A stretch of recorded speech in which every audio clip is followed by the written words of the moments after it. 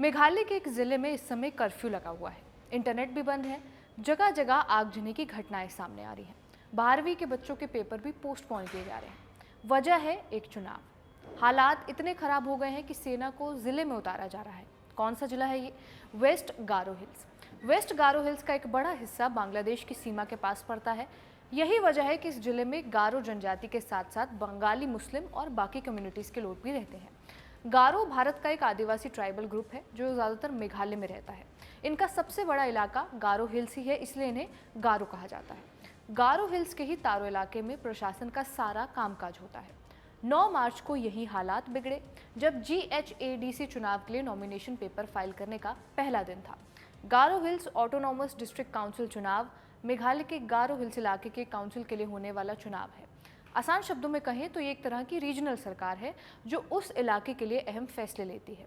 Council इसलिए बनाई गई ताकि गारो हिल्स जैसे आदिवासी इलाके में रहने वाले लोग अपने बारे में खुद फैसला लेने का अधिकार ले सकें, जैसे कि ज़मीन से जुड़ा कोई भी विवाद, जंगल या फिर गांव के प्रशासन से जुड़े नियम हो।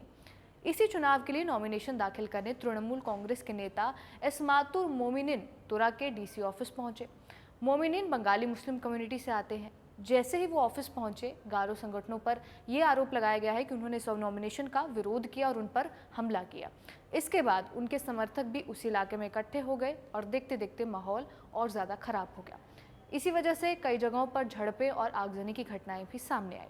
टाइम्स ऑफ इंडिया की रिपोर्ट के मुताबिक फिलहाल ज़्यादा तनाव उन इलाकों में है जिन्हें प्लेन बेल्ट कहा जाता है। इनमें मेघालय के फूलबाड़ी, राजावाला और चिबीनांग जैसे इलाके आते हैं।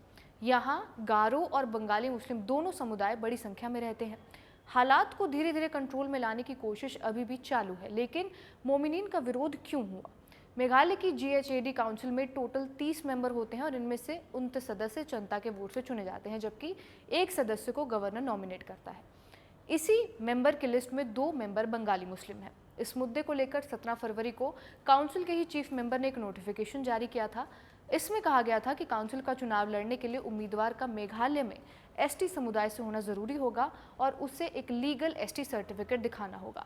हालांकि राज्य के कैबिनेट मंत्री मार्कुइस मराक ने कुछ और ही कहा। उनके मुताबिक ये नोटिफिकेशन चुनाव में लागू नहीं हुआ है और पहले इसे राज्य सरकार के जरिए गवर्नर की मंजूरी मिलनी चाहिए थी। इसके अलावा ये मामला फिलहाल हाईकोर्ट में भी चल रहा है, इसलिए इस पर आखिरी फैसला आना अभी भी बाकी है।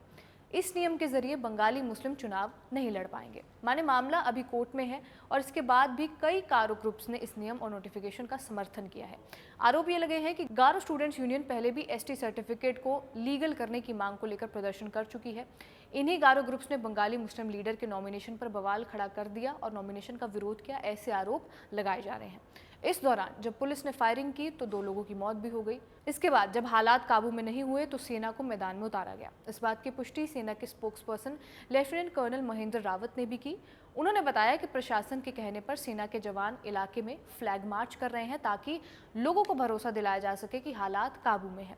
हालांकि उन्होंने ये नहीं बताया कि कितने डिटैचमेंट्स भेजी गई हैं। मेघालय की DGP इदाशिशा नोंगरूम के मुताबिक इलाके में कर्फ्यू लगा हुआ है, जिसे और 2 दिन के लिए बढ़ाया गया है। प्रशासन ने पूरे वेस्ट गारो हिल्स जिले में 13 मार्च से ही कर्फ्यू लगाया हुआ है। एहतियात के तौर पर इलाके में मोबाइल इंटरनेट को भी बंद कर दिया गया है और पुलिस ने और सेना की मांग के तौर पर और सेना बल के जवानों को भेजने का भी आग्रह किया गया है। हिंसा की घटनाओं के बाद डिप्टी कमिश्नर विभोर अग्रवाल दोनों पार्टियों के बीच चर्चा के लिए एक मीटिंग भी करेंगे। आगे इस मामले में जो भी अपडेट होगा वो हम आपको देते रहेंगे। इस वीडियो को रिकॉर्ड किया है हमारे साथी अयान ने। आप देखते रहिए खबरगांव। शुक्रिया।